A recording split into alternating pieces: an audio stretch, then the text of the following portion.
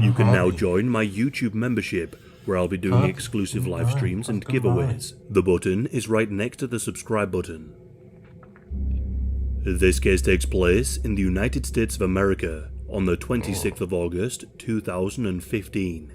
Alison Parker was a 24-year-old woman who lived in Virginia. After graduating from university, she interned at WDBJ7 and secured herself a job in 2014 as a correspondent for the morning show on this network. According to those who knew Alison, she was living her dream and enjoyed her job very much. Things were going well for Alison. She was a very promising journalist, much loved by those she worked with. She had also just moved in with her boyfriend, and the two had talks of getting married. Alison worked very closely with a 27-year-old man named Adam Ward. The two were a team, got along very well, and worked together almost every single day. Adam had worked for the station since 2011, after he graduated from Virginia Tech, where he graduated with a degree in communications and media studies. He started in production, moved on to become a camera operator in the studio, and later achieved his goal of becoming a cameraman in the field. Adam was engaged to a producer at this television station, and the two were planning on moving to Charlotte, North Carolina to start a new life. He was also thinking about leaving the news industry and starting a new profession. On the morning of the 26th of August 2015, Adam and Alison awoke in the early hours of the morning and got ready for the day. On this morning, their job was to cover the 50th anniversary of the Smith Mountain Lake, and they would be interviewing a woman by the name of Vicky Gardner. Vicky had been working as the executive director of the Smith Mountain Lake Regional Chamber of Commerce, and the interview was to commence at around 6:40 a.m. As the interview was being broadcast live to the viewers, a man was approaching the location. At 6:46 a.m., this man, armed with a Glock, walked towards Adam, Alison, and Vicky, and he opened fire. Why? This gunman first fired at Alison. In shock, she ran, but was shot a number of times. He then turned the weapon to Adam and Vicky. A total of 15 shots were fired. The camera fell to the ground, but kept recording and broadcasting. The screams of the victims could be heard before the feed was cut and went back to the studio, where a shocked anchor tried to grasp just what had happened.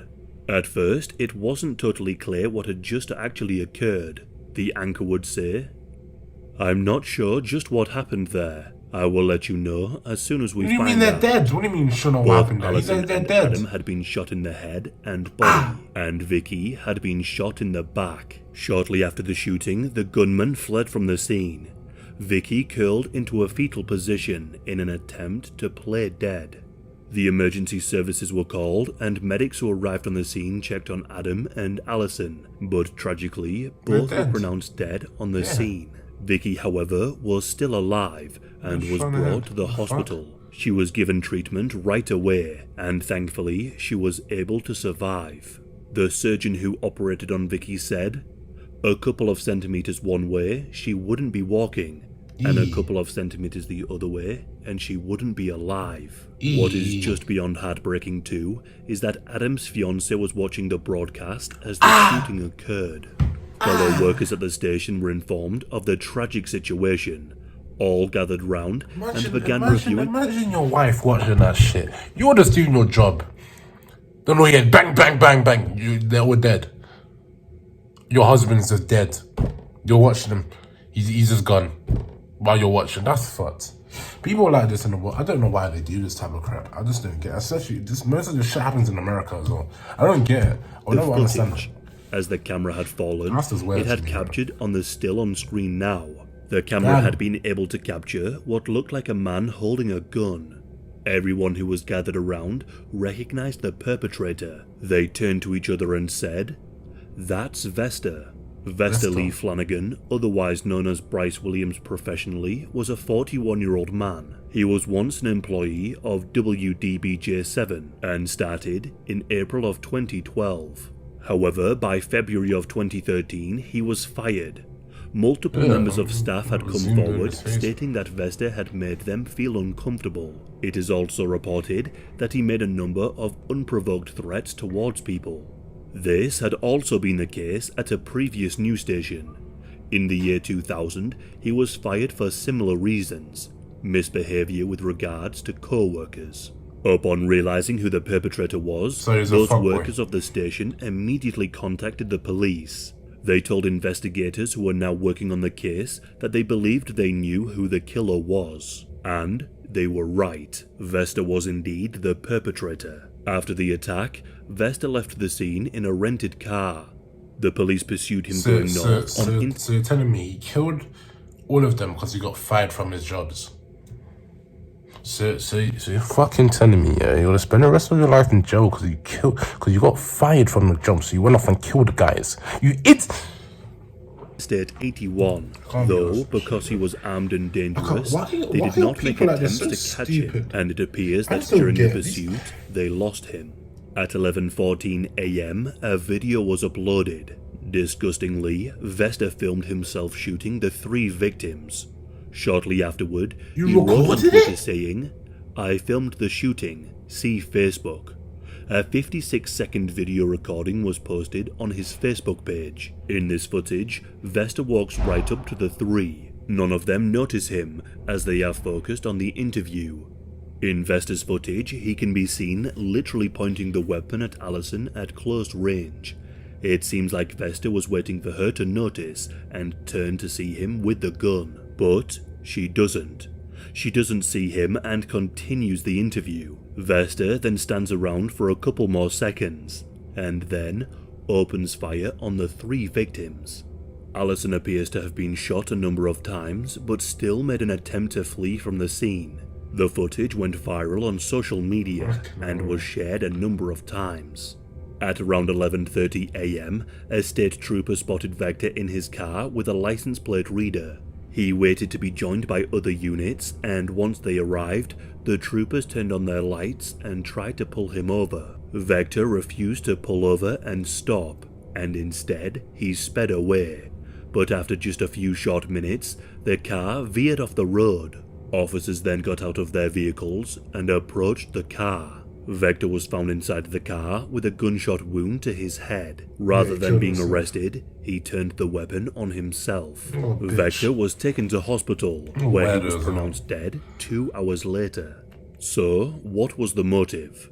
Well, in the ramblings on Twitter, Vector had tweeted making accusations that both Allison and Adam were racist, and that they had both been racist towards him. He also mentioned on one occasion that Adam had spoken to the HR department after working with Vector just once, complaining about his behavior. Vector had interpreted this as discrimination. In one of the tweets, he claimed that Allison had used racial slurs against him. Almost 2 hours after the tragic event had occurred, at 6:28 AM, a 23-page document was faxed to ABC News. This fax was from Vector. And then, at around 10 AM, Vector called ABC News and stated that he had shot 2 people. While on the phone, he said that the authorities are after him and that they are all over the place. He then hung up. ABC News contacted the police and provided them with the fax. In this fax, Vector said he was motivated by his anger towards the Charleston church shooting, stating that he purchased a firearm shortly after the shooting. The firearm was legally purchased from a Virginia gun store.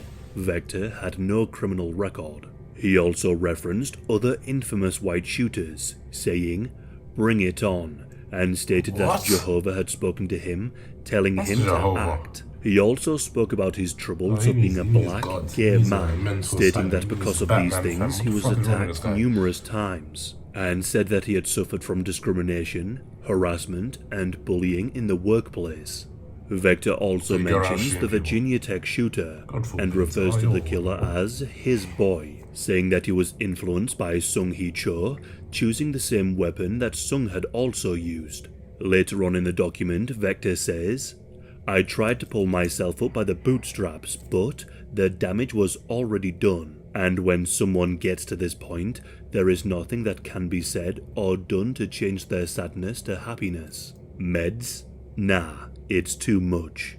I will sound like I'm angry. I am. I have every right to be. But when I leave this earth, the only emotion I want to feel is peace." The church shooting was the tipping point, but my anger has been building steadily. I've been a human powder keg for a while, just waiting to go boom. In these vile ramblings, Vector shows absolutely no sign of remorse for what he had done, and instead, he seemed rather proud. When speaking about Vector's claims about Adam and Allison, the WDBJ general manager, Jeff Marks, said that Vector's complaints were not only unfounded, but also fanciful. Jeff Marks told stories about Vector. One time, Vector complained about a watermelon at a summer picnic at the station. He accused others at the station of putting the watermelon there to send him a message, and he became angry when he was to report on a story at a location called Cotton Hill. Jeff Marks went on to say, he had a short fuse, and Cotton people Hill? didn't No, that's enjoy racist. working with him. No, Others wait, who that's knew racist. Vector I don't backed give a up fuck. these claims, Cotton Hill's crazy recalling and that he sending had a once black. started a What violent the hell, a black altercation reporter? at a That's Christmas racist. party for no reason. That's When racist, bro. speaking about the deceased, Jeff Marks said, I cannot tell you just how much they were loved. I'll be Our mad hearts too. are broken. I'll be A mad too, bro. candlelight vigil Cotton was Hill? held Yeah, for you're 2 crazy. to show I would kill. support for the family Actually, I and to wouldn't, bro. remember their That's crazy. friends.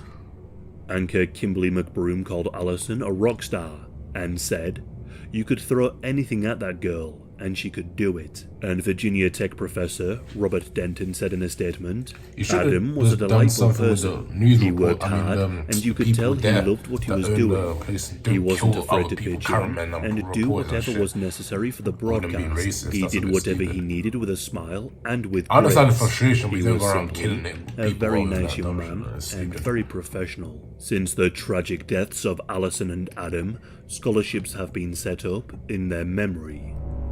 Bro, if that was me, if I was a cameraman, I would have dashed the camera on his head. Bro, fuck what's going on, bro? If I see you would have gone, bow, get dashed out your head. I'll be real. And then when I would have ran. But in a way, I do get why he was angry, but you don't go around killing people over racist shit. Like, you just keep that shit in and you report them. Simple. But I don't know why you have to go around killing people.